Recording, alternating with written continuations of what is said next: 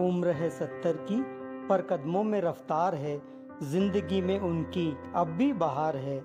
जो जीना सीख ले हर पल मुस्कुराकर, वो इंसान जीता जागता एक त्योहार है। वो इंसान जीता जागता एक त्योहार है। ये लाइन कितनी सटीक लिखी है किसी शायर ने।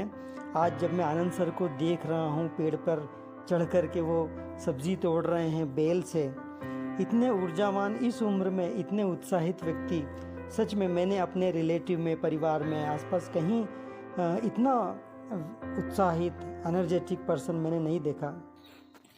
जहाँ जहाँ खतरा है वहीं वहीं मजा है। क्या बात है। तो भाई ये सुरेश भाई जी हैं और मैं आज सब्जी तोड़ रहा था, इन्होंने वीडियो बनाना शुरू कर दिया।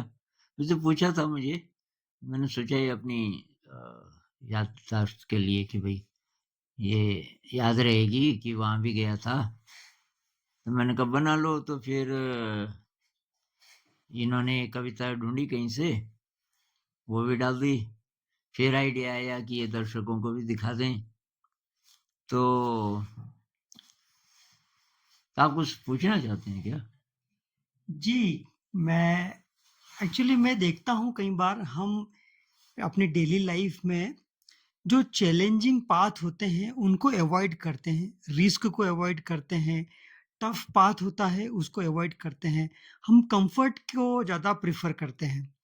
लेकिन साथ ही साथ मैं देखता हूँ कि जब हम कंफर्टेबल ही हो जाते हैं, बहुत ज़्यादा आराम की जीवन होती है, तो उत्साह भी उतना ही कम दिखाई देता है। जहाँ क्या उत्साह में और रिस्क में कोई कनेक्शन है गुरुदेव? भाई मेरी जिंदगी तो पूरी रिस्क वाली रही। मुझे मजा ही उसमें आता है जिसमें खतरा भी हो। ये आराम की जिंदगी, ये तो मुझे वैसे लगता है कि जैसे भैंस होती है ना, दूध देने वाली भैंस, उसको हम खूब चारा खिलाते हैं, घास खिलाते हैं, भैंस को कुछ करना नहीं है। बहुत सारे लोगों की जिंदगी शायद इसी तरीके की है। सारे कंफर्ट्स हैं और फिर भी वो कंफर्ट्स ही ढूंढते रहते हैं। तो उनको मजा नहीं आता। वो मजे के लिए तब और चीजें करते हैं। कुछ लोग नशा करने लगते हैं, वो भी उसी के लिए। पर अब ये मैं ये नहीं कह रहा हूँ कि जबरदस्ती खतरे मोल लो। जैसे आज मैंने किया तो और लोग जाते हैं उसमें। मतलब यहाँ के हिसाब से ये बहुत ज्यादा रिस्की नहीं है। हाँ मेरे लिए है, क्योंकि मैं अभी भी जरा बीमार हूँ, मेरी टांगे ठीक नहीं हुई, इसलिए अभी इस समय तो मेरे लिए भी रिस्की था। लेकिन जब मैं ठीक ठाक होता हूँ तो तब वो कुछ भी नहीं, बाएं हाथ का खेल है जैसे बोलते हैं। तो इस समय मेरे लिए भी वो रिस्की था। और पहले मैं सोच रहा था मैं जा पाऊंगा इसमें, क्योंकि वो लकड़ी हिलती है, बीच में जो पुल है तो वो स्टेबल नहीं है, वो इसीलिए। एक तरफ पेड़ पे बांधा हुआ है, ना, दूसरी तरफ शेड के ऊपर वो बांधा पेड़ है। के पे भी नहीं बांधा हुआ, वो दोनों तरफ खुला है। हाँ, वो दोनों तरफ ऐसा लगा होगा आपको, दोनों तरफ वो खुला है और वो शेड भी डगमग डगमग करता है। शेड भी लूज है थोड़ा तो सा। ऊपर जो ऊपर पकड़ने के लिए है थोड़ा सा, तो वो मैंने चेक किया कि ये कच्चा तो नहीं है, मतलब सूखा है ना, जिसको मैंने पकड़ा हाँ, ऊपर कि ब्रांच। टूट टूट ना जाए। मैंने देख लिया था वो काफी स्ट्रांग है। बाय चांस रपट गया पैर तो ये मुझे थाम लेगा। तो लेकिन ये तो मेरी आदत है, थोड़ा सा कुछ नया, थोड़ा सा रिस्की, थोड़ा सा डेंजरस। और मैं लेकिन देख लेता हूँ कि मैं कर सकता हूँ कि नहीं इसको। और इसमें वो एलिमेंट है नहीं कि भाई कोई वाह वाह बोलेगा, कोई ये करेगा। ज्यादातर मैं एकदम चुपचाप करता हूँ। ये सब्जी मैंने 2 बार पहले भी निकाली। ठीक तो मैं मतलब उस समय और भी ज्यादा बीमार था, करीब 20 दिन पहले। तो उस समय मैंने किसी को नहीं बताया, कोई न जाने देता। उस समय में मेरी टांगें बहुत वीक थी, अभी जरा ठीक है। तो आज भी कुछ और लोग नहीं थे वहाँ, ये मोहन भाई लोग वगैरह, धीरज सर लोग, वो नहीं तो बहुत मना करते आप मत जाओ, कोई और जाएगा। पर और आपको पता था नहीं कि मेरी क्या हालत है। तो ये है कि जहाँ जहाँ ये बात उसमें भी है, कोई जॉब छोड़नी हो तो डर लगता है ना, इनसिक्योरिटी।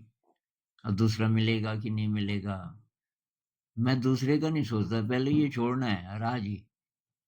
ज़्यादा नहीं मैं उस पे टाइम लगाता, बिल्कुल कुछ भी हो जाए। उसी तरीके से कहीं से कोई प्रोजेक्ट आया, एक बार कोई हमें 20 कंप्यूटर दे रहा था। उस ज़माने में जब यहाँ कंप्यूटर थे ही नहीं हमारे पास और इंटरनेट, हमने कहा इंटरनेट तो है नहीं, कि नहीं मेरी कुछ मेरे लिंक्स हैं और उसको सैटेलाइट से जोड़ सकते हैं और ये कर सकते हैं, वो कर सकते हैं। इस इलाके में इंटरनेट अभी आया नहीं था। और वो अमेरिकन थी कोई दोस्त और उसके कुछ लिंक्स थे तो उसने कहा यहाँ मैं इंटरनेट प्रोवाइड कर सकती हूँ। तो मैंने कहा 20 क्यों?